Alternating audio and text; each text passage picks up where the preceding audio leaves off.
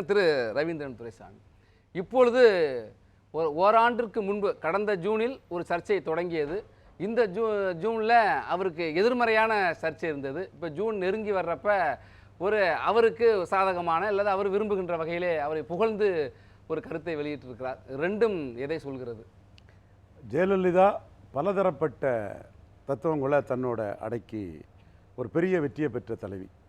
மக்கள் திலகம் எம்ஜிஆர் 1977ஆம் ஆண்டு தமிழக சட்டமன்ற தேர்தலில் 30.3 விழுக்காடு வாக்களை பெற்று 4 முனை போட்டியில் வெற்றி பெற்றார்.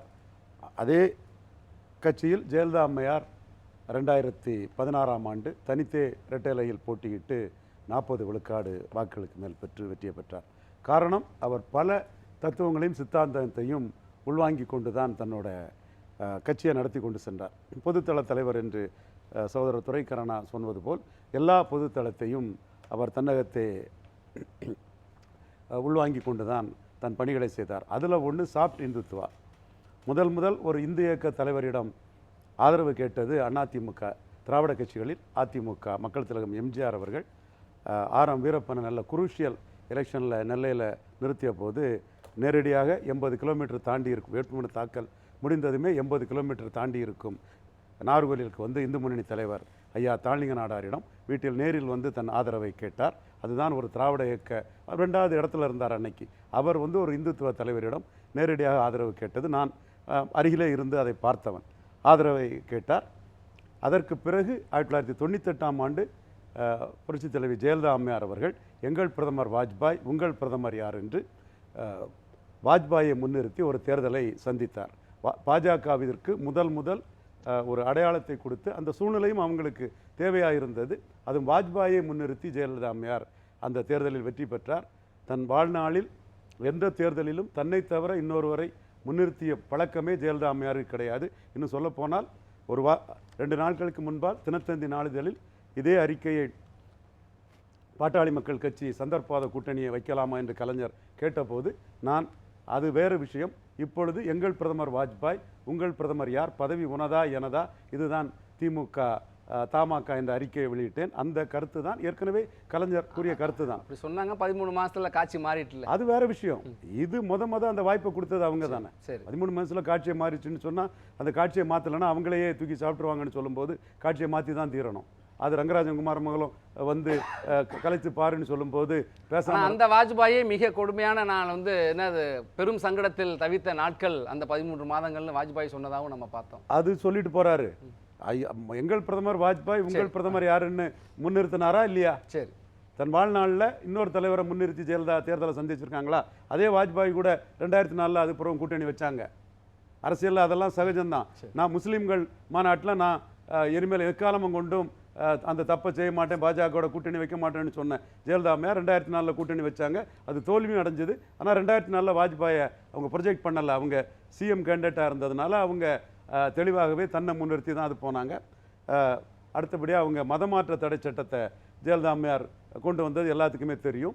மக்கள் எதிர்த்து தீர்ப்பளிக்கும் போது அதை விட்ரா பண்ணாங்கன்னா அவங்க உணர்வு மதமாற்ற தடை சட்டம் கொண்டு வந்தது தான் அவங்களோட உணர்வு, உண்மையான உணர்வு அதுதான். பாப்பாத்தி அசைக்க முடியாதுன்னு சட்டமன்றத்தில் அவங்களே பதிவு பண்ணி வச்சுருக்கிறதும் அவங்க உணர்வு தான். ஏன்னா இங்கே திராவிட இயக்கங்கிறத பேரவளில் சொன்னாலும் கூட பாப்பாத்தி அசைக்க முடியாதுங்கிற சொன்னதும் அவங்க தான். நான் ஏற்கனவே சொன்னேன், எல்லாத்தையும் உள்வாங்கிட்டு தான் சொல்கிறேன். இன்னும் ஒரு விஷயம் ஜெயலலிதா அம்மையார் நான் பாராட்டுறேன். 1980ஆம் ஆண்டு முத்தமிழறிஞர் கலைஞர் அவர்கள் காங்கிரஸுக்கு, தேசிய கட்சியான காங்கிரஸுக்கு 23 இடங்களை கொடுத்து விட்டு மைனர் பார்ட்னராக மக்களவைத் தேர்தலை சந்தித்தார். அதுபோல் 84லும் அதிமுகவும் அப்படி சந்திக்க வேண்டிய சூழ்நிலை வந்தது.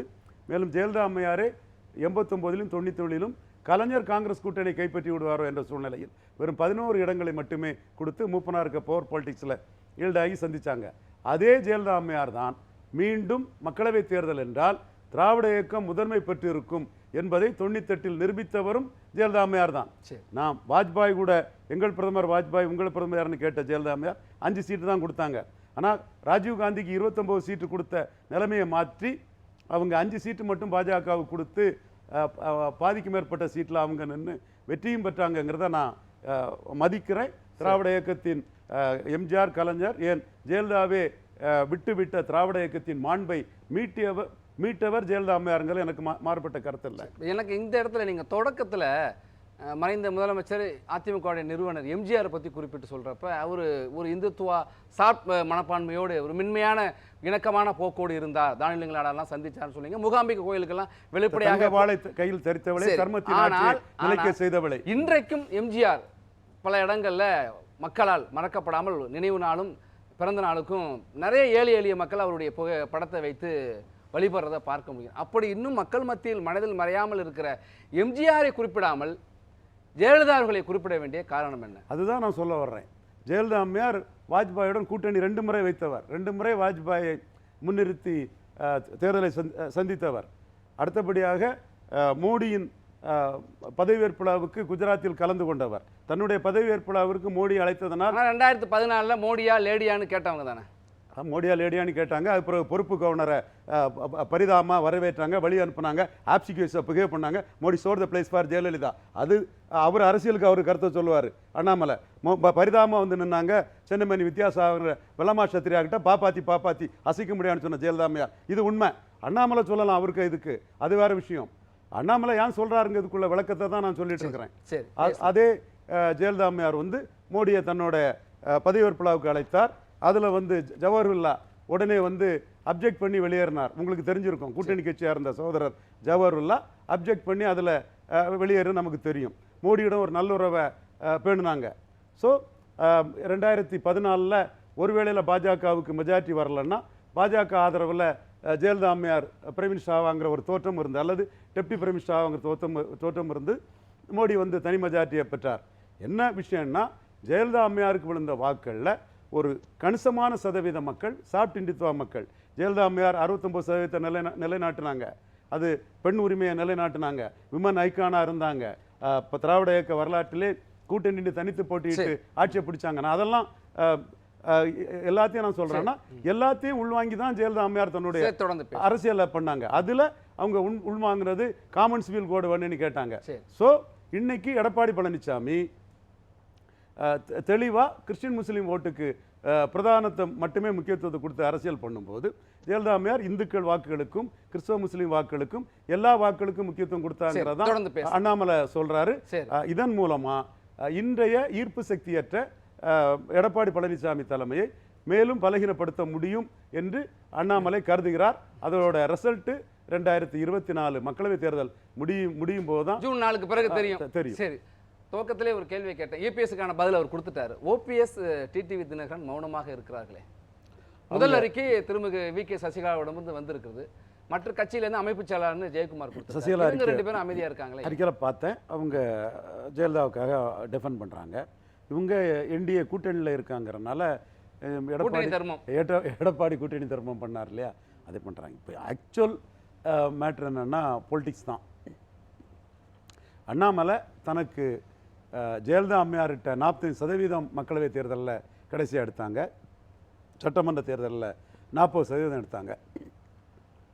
அந்த வாக்கில் நாம் தமிழர் சீமான் அவர்கள் கூட தமிழ் தேசிய கருத்தியலை முன்வைக்கிறவர். ஜெயலலிதா அம்மையார் உயிரோடு இருக்கும்போது 1% வாக்கு தான், 1.1% வாக்கு தான் எடுத்திருந்தார். இப்போ எடப்பாடி தலைமையை பலகீனப்படுத்தி 6.8% எடுத்திருக்காரு. 24 என்னங்கிறத ரிசல்ட்டில் பார்க்கணும்.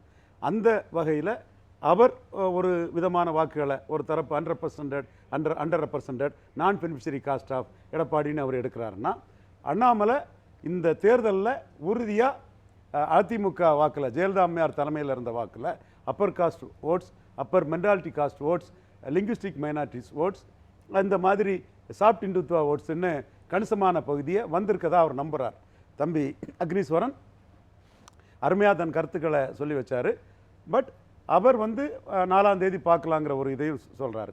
4ஆம் தேதி தான் ரிசல்ட் தெரியும். அதுக்குள்ளே நான் அக்னீஸ்வரன் கருத்தை நான் மறுத்து பேச வரல. 4ஆம் தேதி பார்த்தா தெரியும். அண்ணாமலை நம்புகிறார்.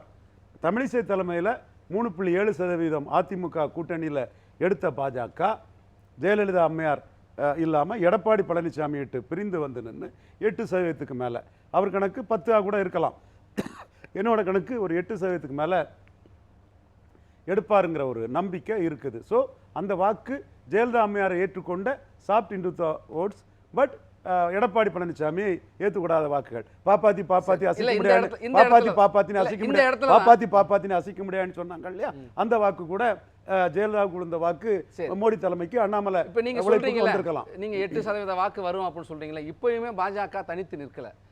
உண்மையான அதிமுக நான் தான் என்று சொல்லி தொண்டர்கள் உரிமை மீட்பு குழு என்று ஓபிஎஸ் ஒரு அணியை அமைத்திருக்கிறார். அவர் கூட்டணி உண்மையான தொண்டர்கள் என் பக்கம் தான் இருக்கிறார் என்று அம்மா மக்கள் முன்னேற்ற கழகத்தை தொடங்கிய டிடிவி தினகரன் ஒரு அணி, ஒரு கட்சி, அவர்கள்லாம் இணைந்து தான் அதிமுகவுடைய வாக்கு வங்கி இல்லது ஜெயலலிதாவுடைய ஃபாலோவர்ஸுடைய வாக்கு வங்கி எங்கள்கிட்ட தான் இருக்க அப்படின்னு சொல்லி 2 பேரோட சேர்ந்து தான் இந்த தேர்தல் காலத்தில் இருந்திருக்காரு.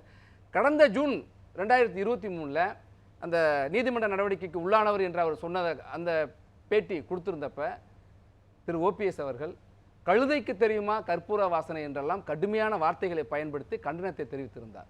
இப்போ அமைதியா இருக்கார். அதான் நான் சொல்லணும் கூட்டணி தர்மங்கிற வார்த்தை. அப்பயும் கூட்டணியில் தானே இருந்தாங்க. இப்போ கூட்டணி தர்மத்தை கடைபிடிக்கிறாங்க. இந்த கூட்டணியில் அவங்க இருக்கிறாங்க, அந்த இதை அவங்க பண்ணுறாங்கன்னு எடுத்துக்கலாம். நீங்கள் சொல்கிற இதுக்கு என்னோட பதில், அதிமுக கூட பாஜக கூட்டணி வைக்கும்போது ஒரு சீட்டு கூட ஜெயிக்கல, 3.7% வாக்குகள் தான் எடுத்தாங்க. இப்போ ரெட்டாலையை விட்டு விலகி நின்று கூட்டணி அமைக்கும் போது அதை விட 2 மடங்கு வாக்கு அண்ணாமலை தலைமையில் எடுப்பாங்கங்கிற என் கருத்து. அண்ணாமலை இதை விட எதிர்பார்ப்பார், அது ரிசல்ட்ல தெரியும். பட் என் கருத்து இது. தொடர்ந்து பேசும்.